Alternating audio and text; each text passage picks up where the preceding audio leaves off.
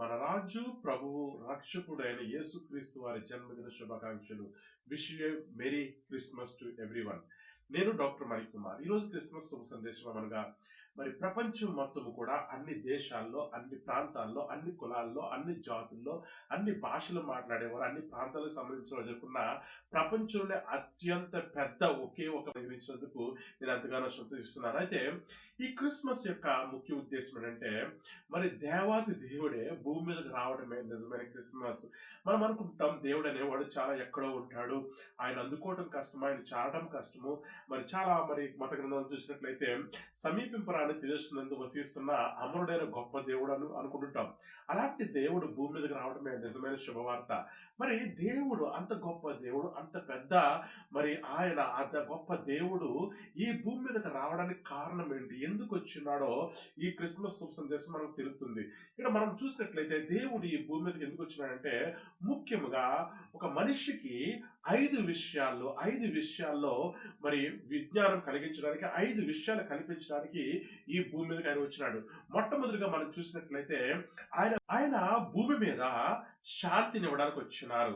మత్తయి 2:14 వచ్చిన మనం చూసినట్లయితే ఆయనకి ఇష్టమైన మనుషులు భూమి మీద సమాధానం కలుగును గాక.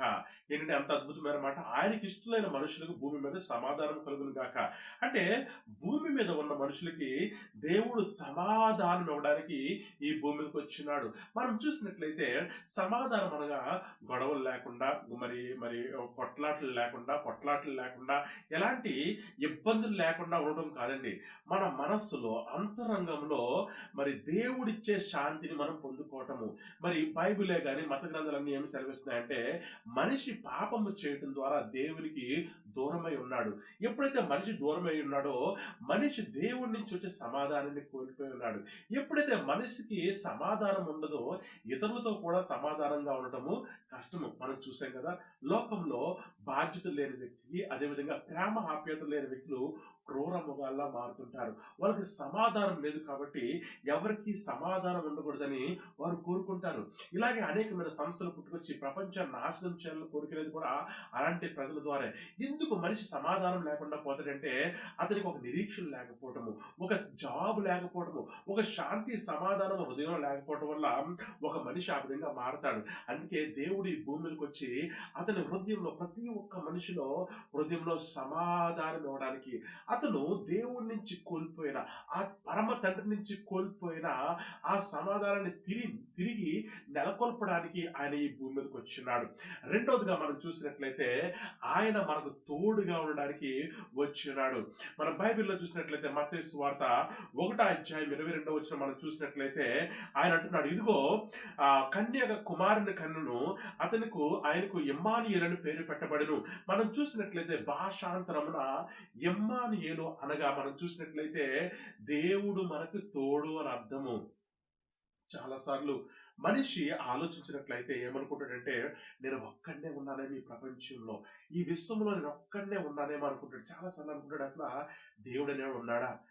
యేసుక్రీస్తు వారు పుట్టక ముందు అనేకమైన తత్వవేత్తలు, వేదాంతవేత్తలు, అనేకమైన గొప్పవారు, ఋషులు, గురువులు అనేక మంది వచ్చి మానవునికి అనేకమైన జ్ఞానం చెప్పారు. ఆ భూమి మీద ఏ విధంగా జీవించాలి, అదేవిధంగా ఏ విధంగా ఉన్నతంగా జీవించాలి, మంచిగా ఎలా జీవించాలి, ఆనందంగా ఎలా జీవించాలని చెప్పారు. కానీ మనిషికి ఉన్న ఒంటరితనాన్ని పోగొట్టడానికి ఎవరు కృషి చేయలేకపోయారు. ఎందుకంటే మనిషి అనుకుంటున్నాడు ఆ పుట్టి పెరుగుతున్నాము, చనిపోతున్నాము, ఎవరి గురించి పుట్టాలి, ఎందుకు చనిపోవాలనే క్వశ్చన్ మాత్రము ప్రతి ఒక్కరు హృదయం ఉండిపోయింది.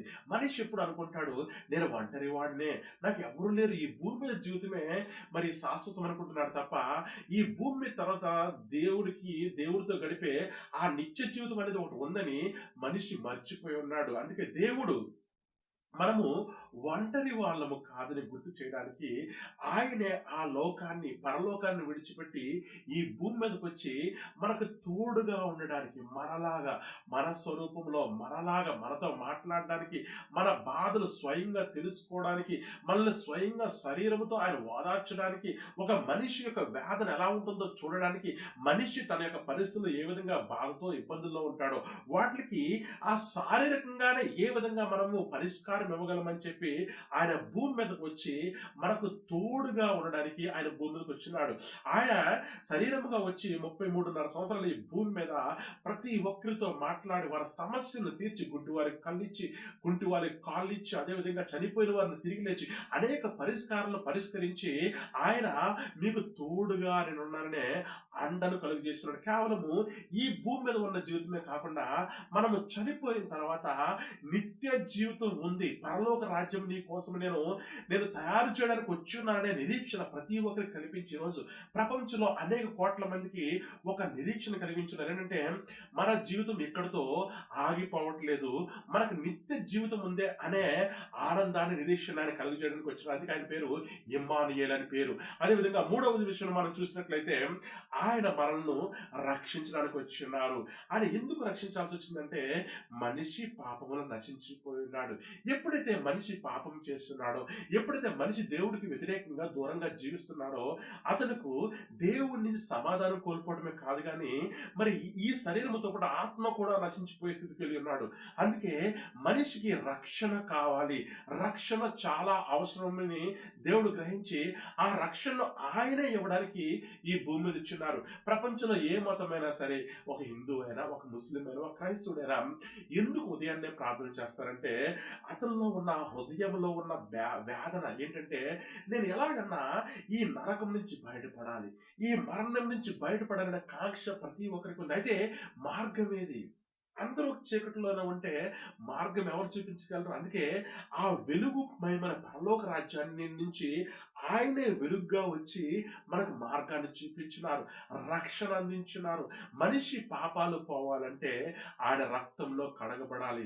మనము చేసిన పాపాలు, మనము చేసిన మరి నిందలు, అపరాధాలు, పాపాల నుంచి మనల్ని విడిపించడానికి ఆయనే తన స్వరక్తాన్ని మన బదులు కార్చి మనల్ని విడుదల చేసి మనకు విమోక్షణ అనుగ్రహించి మనము నిత్య జీవితానికి వారసుగా చేసిన, అందుకే ఆయన రక్షకుడు అని పేరు. మనం చూసినట్లయితే మత్తయి సువార్త 1:20 మనం చూసినట్లయితే ఆమె ఒక కుమారుని కనెను, తన ప్రజలను వారి పాపముల నుండి ఆయన రక్షించును గనక ఆయనకు యేసు అని పేరు. ఈరోజు చాలా మంది యేసు అని పేరు పెట్టుకుంటారు కానీ ఎవరు ఆ పేరుకి అర్హులు కాదండి.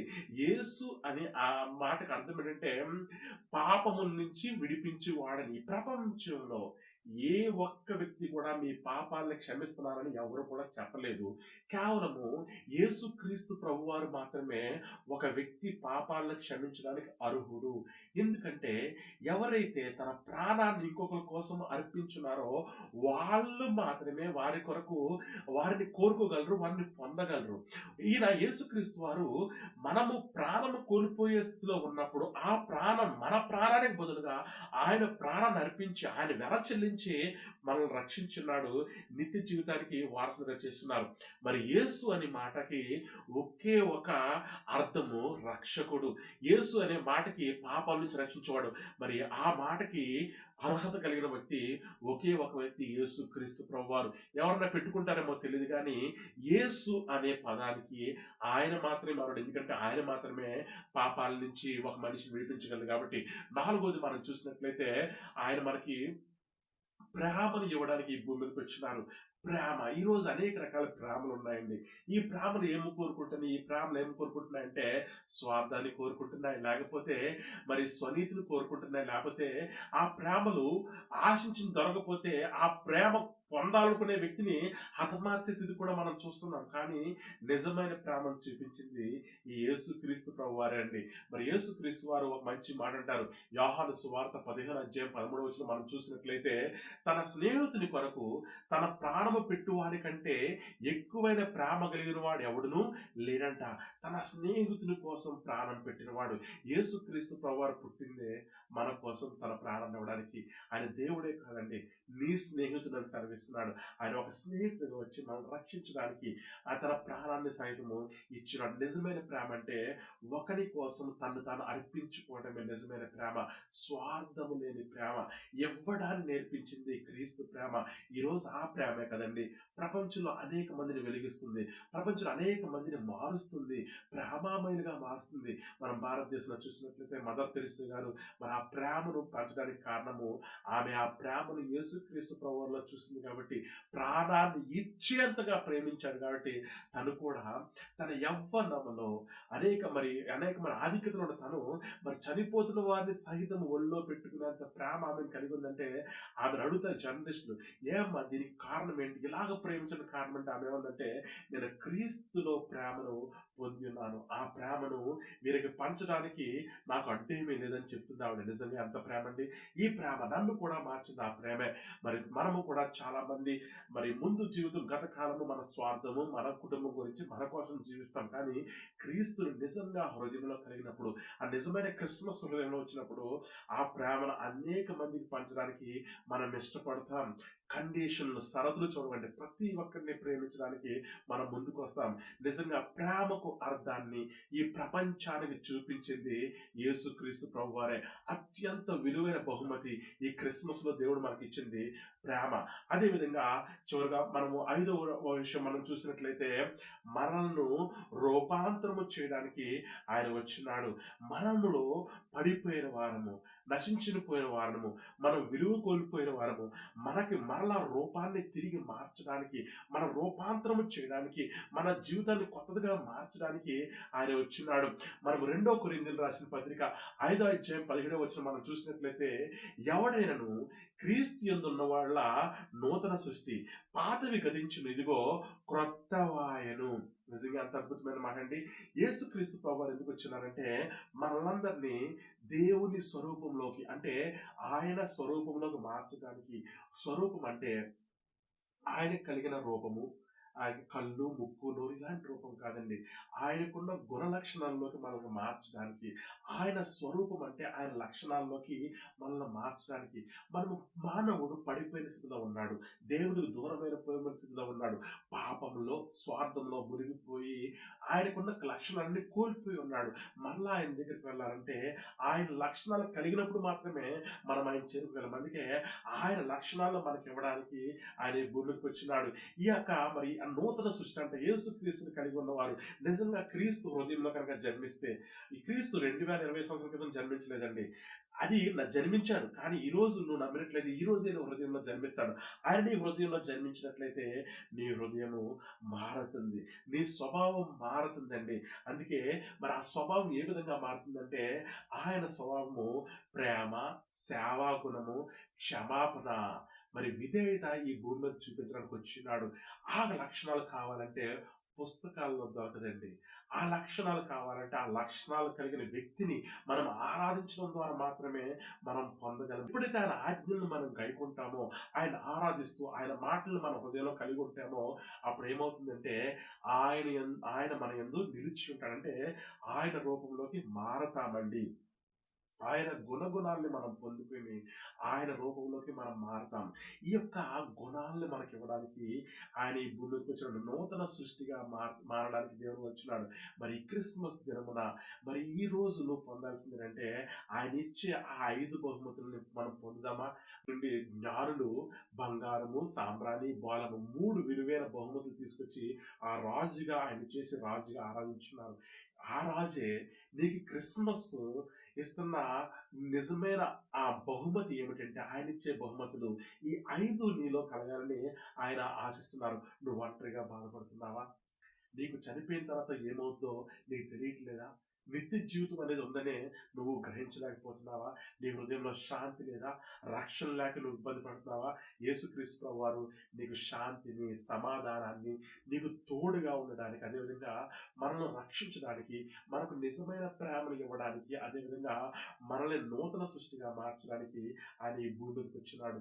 నువ్వు సిద్ధమైనట్లయితే, ప్రపంచంలో అందరూ చేర్చుకుంటారు, బాగానే ఉంది, సంఘాల్లో చేసుకుంటున్నారు, చర్చిల్లో చేస్తున్నారు, అనేక చుట్టూ చేస్తారు. కానీ నీ జీవితంలో నిజమైన క్రిస్మస్ రావాలంటే నీ హృదయంలో ఆయన వచ్చినట్లయితే, నీ హృదయంలో నువ్వు ఆయన్ని ఆహ్వానించినట్లయితే, ఆయన చెప్పిన మాటలు నీ హృదయంలో కలిగి ఉండినట్లయితే, ఆయన చెప్పిన మాటలు నీ హృదయంలో మరి పొందుపరుచుకున్నట్లయితే, నువ్వు ఆయన అంగీకరించినట్లయితే, ఆయన ఆరాధించినట్లయితే, ఇప్పుడే ఆ క్రిస్మస్ ఆనందం నీలో కలుగుతుంది.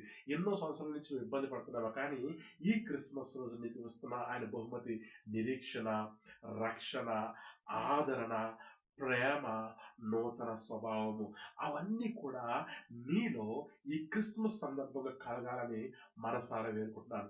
ఎంతమంది అయితే దీన్ని మరి అంగీకరిస్తున్నారో, ఎంతమందికి నిజమైన ఆ క్రిస్మస్ కావాలో వారు ఏకీభించినట్లయితే మీ కొరకు చిన్న ప్రార్థన చేద్దాం. కళ్ళు మూసుకున్నట్లయితే. ప్రభువా, ఎంతమంది అయితే ప్రభా ఈ వాక్యాన్ని అంగీకరించి అయ్యా ప్రభా నీ రూపులోకి మారాలనుకుంటున్నారో, నువ్వు ఇచ్చే రక్షణ, ప్రేమ, నీ తోడు, అదేవిధంగా నూతన స్వభావం పొందాలనుకుంటున్నారో అవన్నీ వారి కలుగును గాక. వారి జీవితంలో ఉన్న కష్టాలను తొలగించండి, ఇబ్బందులు తొలగించండి, ఆటంకాలను తొలగించండి ప్రభా, అనారోగ్యాన్ని తొలగించండి, అప్పులను తొలగించండి ప్రభా. నూతనమైన ఆనందాన్ని వరకు పుట్టించండి, నూతన ఆనందాన్ని పుట్టించి నువ్వు ఇచ్చే శాంతిని వారు పొందడానికి సహాయం చేయండి. వారి పాపాలని, వారి దోషాలను క్షమించి అయ్యా వారి నూతన సృష్టిగా మార్చండి, నూతన ఆనందంతో నింపండి. యేసు నామమున వేడుకుంటున్నాను తండ్రి. ఆమేన్, ఆమేన్. దేవుడు మిమ్మల్ని అందరినీ బహుగా దీవించును గాక. అందరికీ మరొకసారి wish you A happy Christmas.